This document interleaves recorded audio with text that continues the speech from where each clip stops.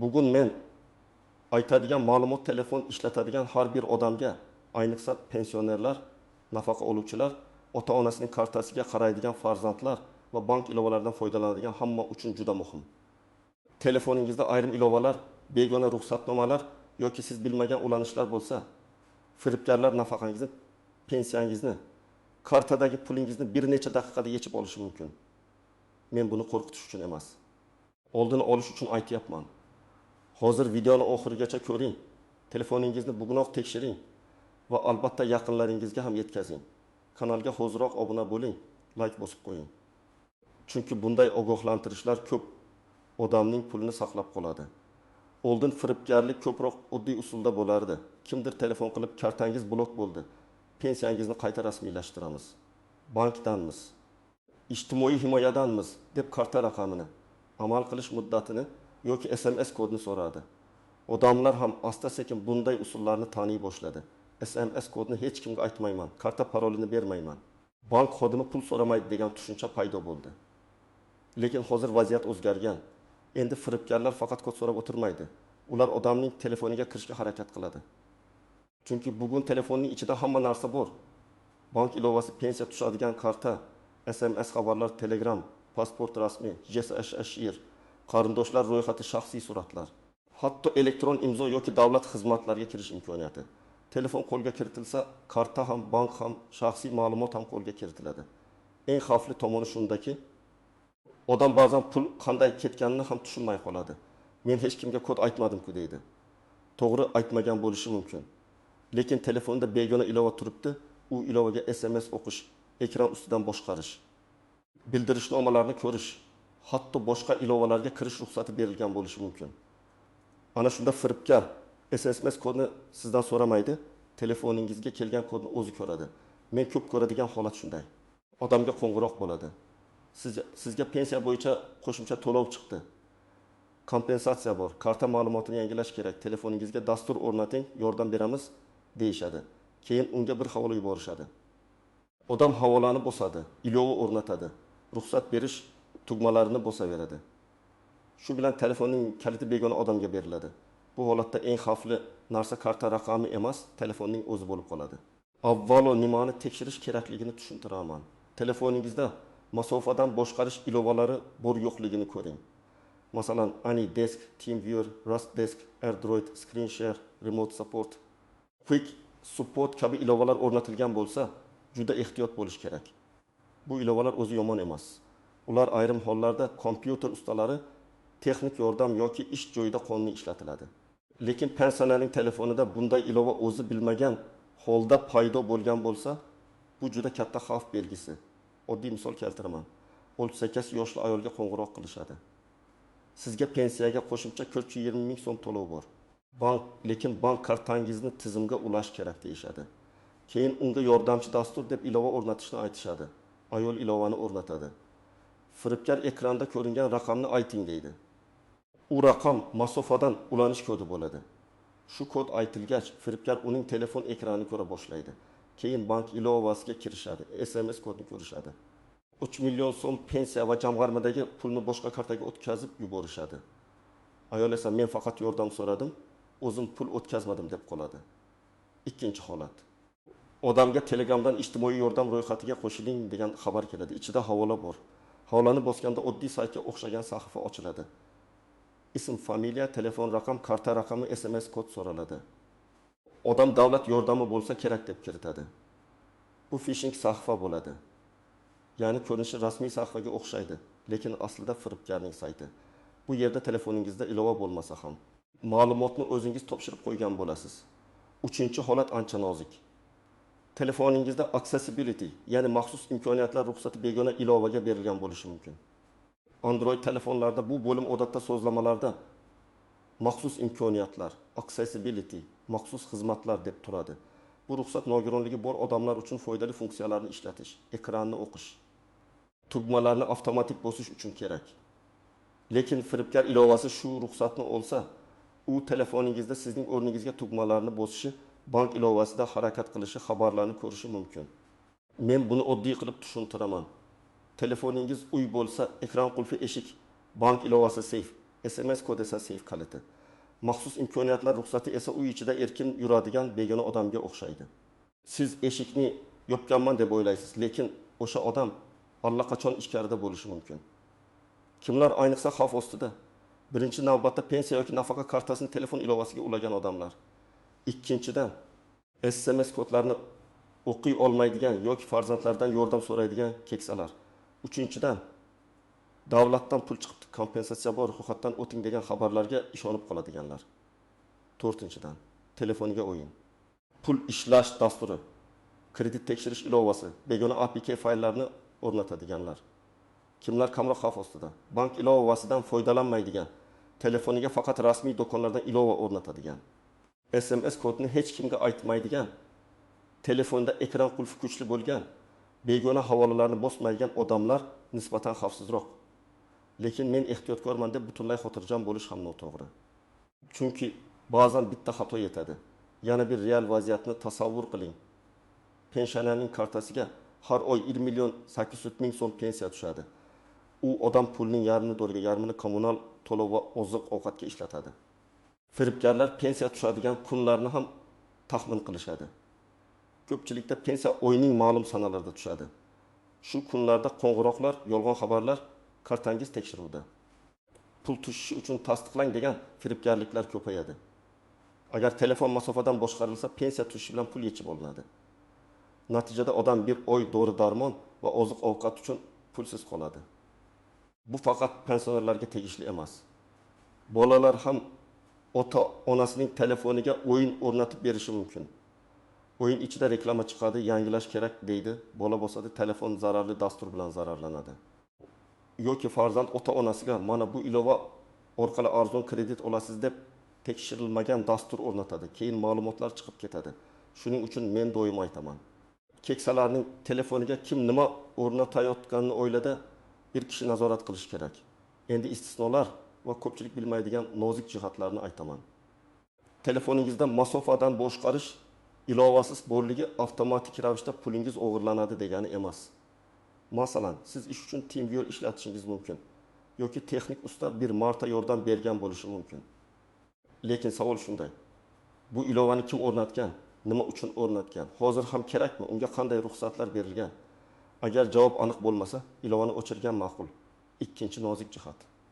Rasmiy ilova nomiga o'xshash soxta ilovalar. Masalan, pensiya to'lovi, ijtimoiy yordam, bank xavfsizlik, karta himoyasi, subsidiyani tekshirish kabi nomlar bilan zararli dasturlar tarqatilishi mumkin. Ularning belgisi ham rasmiy logotipga o'xshab ketadi. Lekin rasmiy tashkilotlar odatda sizga Telegramdan APK fayl yuborib, buni o'rnating demaydi. Rasmiy ilova kerak bo'lsa, uni Google Play, App Store yoki tashkilotning rasmiy saytidagi havola orqali o'rnatish kerak. Uchinchi nozik jihat, SMS kodini aytmasangiz ham bildirishnomalarda ko'rinib qolishi. Ko'pchilik telefonda SMS kelganda kod ekran pastda ko'rinadi. Agar telefon ekranini kimdir masofadan ko'rayotgan bo'lsa, u kodni o'qib oladi. Shuning uchun bank operatsiyasi qilinayotgan paytda ekran ulashish, masofadan yordam, video qo'ng'iroqda ekran ko'rsatish juda xavfli. To'rtinchi jihat, qarz va ijro masalasi. Ba'zi odamlar telefonimda nima bo'lsa, pensiyamni davlat olib qo'yadi deb noto'g'ri tushunadi. Qonuniy tartibda pensiyadan ushlab qolish faqat ma'lum asoslar bo'lsa, masalan, sud qarori, ijro hujjati, aliment, qarzdorlik yoki ortiqcha to'langan mablag'ni qaytarish kabi holatlarda bo'lishi mumkin. Telefoningizdagi ilova uchun davlat birdan pensiyangizni olib qo'ymaydi. Lekin firibgarlar aynan shu qo'rquvdan foydalanadi. Telefoningizda qarzdorlik chiqdi, pensiyangiz blok bo'ladi, jarima bor, hozir to'lamasangiz karta yopiladi deb vahima qiladi.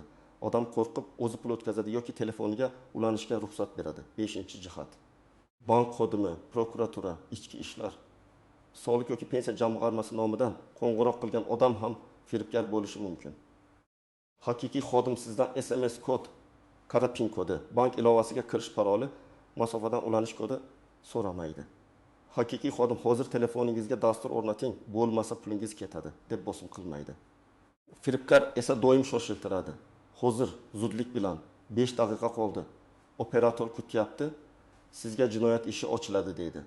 Shoshiltirish firibgarlikning eng katta belgilaridan biri. 6-jihat. Qarindosh nomidan kelgan xabarlar. masalan, Telegramda opangiz, ukangiz yoki farzandingiz akkauntidan mana shu havolaga kirib ovoz ber, yordam puli chiqdi, telefon raqamingni tasdiqla degan xabar kelishi mumkin. Akkaunt buzilgan bo'lishi ehtimoli bor. Siz o'sha odamni taniysiz, shuning uchun ishonasiz. Lekin xabarni yozayotgan odam aslida firibgar bo'lishi mumkin. Bunday holatda albatta oddiy telefon qo'ng'irog'i qilib, sen yubordingmi deb tekshiring. 7-jihat. Telefonni ta'mirga berganda ehtiyot bo'lish. Telefon ustasiga parolni aytib, ichida bank ilovalari, pasport rasmi, kartalar bo'lsa, bu ham xavf. Aksariyat ustalar halol ishlaydi. Lekin xavfsizlik qoidasi baribir kerak. Ta'mirga berishdan oldin bank ilovalaridan chiqish, muhim surat va hujjatlarni himoyalash, sim kartani olish, imkon bo'lsa ma'lumotni zaxiralab, telefonni tozalash kerak. Ayniqsa pensionerlarning telefonida parol oddiy bilmagan edi.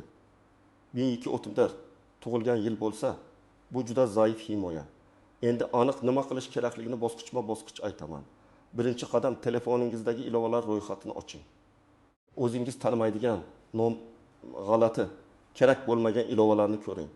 Androidda sozlamalar, keyin ilovalar bo'limiga kiring. iPhone'da settings, keyin ilovalar ro'yxatini tekshiring. Agar AnyDesk, TeamViewer Quick Support, Rust Desk, AirDroid, Remote Control, Screen Mirroring kabi ilovalar siz bilmagan holda turgan bo'lsa, ularni darhol o'chirib tashlang. Agar kerak bo'lsa, avval farzandingiz yoki ishonchli mutaxassisdan so'rang. Lekin firibgar qo'ng'iroq qilayotgan paytda emas. Ikkinchi qadam, ruxsatlarni tekshiring. Androidda sozlamalar, maxfiylik, ruxsatlar menejeri yoki ilova ruxsatlari bo'limiga kiring. SMS, kontaktlar, telefon, kamera, mikrofon, bildirishnomalar va maxsus imkoniyatlar ruxsatlarini tekshiring. Oddiy fon rasmiy ilovasi SMS o'qishi kerak emas. Chiroq ilovasi kontaktlaringizni bilishi shart emas. Kalkulyator ilovasi bank xabarlariga kira olmasligi kerak. Keraksiz ruxsatlarni o'chirib qo'ying. 3-qadam, maxsus imkoniyatlar bo'limini alohida tekshiring. Bu juda muhim. Agar u yerda siz tanimaydigan ilova yo'qolgan bo'lsa, uni o'chiring. Ba'zi zararli ilovalar o'zini Service, Update, Security, System Helper kabi nom bilan yashiradi. Agar nomi tushunarsiz bo'lsa, uning nima ekanini tekshirmaguncha yo'qib qo'ymang. 4-qadam, qurilma administratorlari yoki Device Admin Apps bo'limini ko'ring. Ba'zi ilovalar o'zini telefon administratori qilib oladi. Keyin o'chirish qiyinlashadi. Sozlamalarda xavfsizlik bo'limidan qurilma administratori ilovalarini toping. Tanimagan ilovani administratorlikdan o'chiring. Keyin ilovani olib tashlang. 5-qadam, bank ilovalaringizni tekshiring. Bank ilovasiga kirib, oxirgi operatsiyalarni ko'ring. Siz qilmagan o'tkazmalar, yangi bog'langan qurilma, noma'lum karta, yangi to'lov shabloni, avtomatik to'lovlar bor yo'qligini tekshiring. Agar shubhali narsa ko'rsangiz, bankning rasmiy raqamiga o'zingiz qo'ng'iroq qiling. Raqamni qo'ng'iroq qilgan odamdan olmang. Kartangiz orqasidan bankning rasmiy saytidan yoki ilova ichidan oling. 6-qadam, sim karta xavfsizligini tekshiring. Operatorga borib, nomingizdagi raqamlar ro'yxatini ko'rishingiz mumkin. Ba'zan odamning nomiga eski raqamlar qolib ketgan bo'ladi. SMS kodlar va bank xavfsizligi telefon raqamiga bog'liq bo'lgani uchun raqam sizning nazoratingizda bo'lishi kerak. Agar sim karta yo'qolsa yoki ishlamay qolsa, darhol operatorga murojaat qiling va bankni ham ogohlantiring.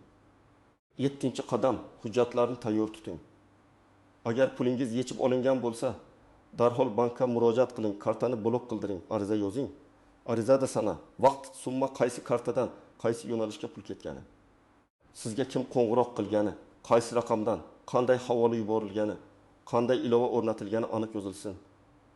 Telefon ekranidan skrinshotlar, SMS xabarlar, Telegram yozishmalari, qo'ng'iroqlar ro'yxatini saqlab qo'ying.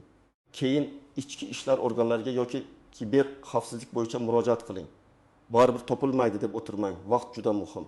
8-qadam, yaqinlaringizga oddiy qoida qo'ying. Oilada pensioner ota-ona bo'lsa, ularga shunday deb tushuntiring. Hech kimga SMS kod aytilmaydi.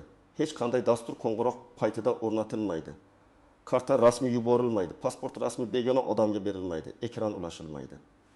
Agar kimdir bankdanman desa, suhbat tugatiladi va bankning rasmiy raqamiga o'zimiz qo'ng'iroq qilamiz. Bu qoidadan bir marta emas, bir necha marta takrorlash kerak. 9-qadam, telefonni yangilab turing. Eski tizimlarda xavfsizlik zaifroq bo'ladi. Android yoki iPhone yangilanishlari chiqsa, imkon qadar o'rnating. Ilovalarni ham rasmiy do'kondan yangilang. Internetdan yangi versiya, pul ishlash, premium bepul. Kreditni tasdiqlash deb berilgan APK fayllarni o'rnatmang. Bepul va juda foydali ko'ringan taklif ko'pincha eng qimmatga tushadi. 10-qadam, kartadagi pulni boshqarish odatini o'zgartiring. Pensiya tushadigan kartada katta pulni uzoq ushlamaslik mumkin. Masalan, asosiy pulni alohida omonat yoki boshqa hisobga o'tkazib, kundalik xarajat uchun ozroq summa qoldirish mumkin. Bank ilovasida internet to'lovlar, onlayn xaridlar, pul o'tkazish limitlarini pasaytirib qo'ying. Agar oyga 2 million so'mdan ortiq o'tkazma qilmasangiz, limitni 20 million qilib qo'yishning hojati yo'q. Limit past bo'lsa, firibgar ham bir urinishda katta pulni olib chiqa olmaydi. 11-qadam, Telegram va messenjerlarni himoyalang. Telegramda 2 bosqichli parolni yo'qing. Bu two-step verification deyiladi. Shunda kimdir SMS kodni bilib olsa ham, qo'shimcha parolsiz akkauntingizga kira olmaydi. WhatsAppda ham 2 bosqichli tekshiruv bor. Akkaunt buzilsa, firibgar sizning nomingizdan qarindoshlaringizga xabar yuborib, ularni ham aldashi mumkin. 12-qadam. Agar telefoningizda shubhali ilova borligini sezsangiz, vahimaga tushmang, lekin kechiktirmang. Avval internetni o'chiring, mobil internet va Wi-Fi ni uzing. Bankka qo'ng'iroq qilib kartani vaqtincha blok qildiring. Keyin ilovani o'chiring. Agar ilova o'chmasa, ishonchli servis markaziga boring yoki telefonni zavod sozlamalariga qaytarish kerak bo'lishi mumkin. Zavod sozlamasiga qaytarishdan oldin kerakli surat, kontakt va hujjatlarni xavfsiz joyga saqlash kerak, lekin zararli ilovani zaxira bilan qayta tiklab olmaslikka e'tibor bering. Yana bir muhim maslahat. Pensionerlarning telefonida bank ilovasi bo'lsa, unga alohida murakkab parol qo'ying. Telefon ekran qulfi ham barmoq izi yoki kuchli parol bilan bo'lsin. Bil, tug'ilgan yil, uy raqami, mashina raqami kabi parollarni ishlatmang. Firibgarlar va telefonni topib olgan odamlar birinchi shularni sinaydi. Agar sizga pensiyangiz to'xtaydi, kartangiz blok bo'ladi, jarima yoziladi. Sizning nomingizga kredit olinmoqda deb qo'ng'iroq qilishsa, men tavsiya qiladigan eng to'g'ri harakat, suhbatni cho'zmang. Men o'zim rasmiy idoraga murojaat qilaman deb qo'ying va telefonni o'chiring. Keyin bank, pensiya jamg'armasi, mahalla, ijtimoiy himoya bo'limi yoki tegishli idoraning rasmiy raqamiga o'zingiz murojaat qiling. Firibgar sizni suhbatda ushlab turmoqchi bo'ladi. Chunki odam uzoq gaplashsa, ko'proq ishonib qoladi. Bugun asosiy gap shuki, telefoningizdan begona masofadan boshqarish ilovasi, shubhali ruxsatlar, noma'lum dasturlar yoki siz bilmagan ulanishlar bo'lsa, pensiya va kartadagi pulingiz xavf ostida qolishi mumkin. Davlat telefoningizdagi oddiy ilova uchun pensiyangizni birdan olib qo'ymaydi. Lekin firibgarlar aynan telefon orqali pulingizni yechib olishi, sizning nomingizdan operatsiya qilishi va yaqinlaringizni ham aldashi mumkin. Shuning uchun hoziroq telefoningizni tekshiring. Ilovalar ro'yxati, ruxsatlar, maxsus imkoniyatlar, bank operatsiyalari va messenjer xavfsizligini ko'rib chiqing. Ota-onangiz, bobongiz, qo'shningiz, pensioner tanishlaringiz bo'lsa, ularga ham yordam bering. Bitta tekshiruv bir oylik pensiyani, ba'zan esa yillar davomida yig'ilgan pulni saqlab qolishi mumkin. Sizda ham shunaqa qo'ng'iroqlar, yordam puli, pensiya qo'shimchasi, kartani tasdiqlash degan xabarlar bo'lganmi? Izohlarda yozib qoldiring, boshqalar ham tajribangizdan xulosa qiladi.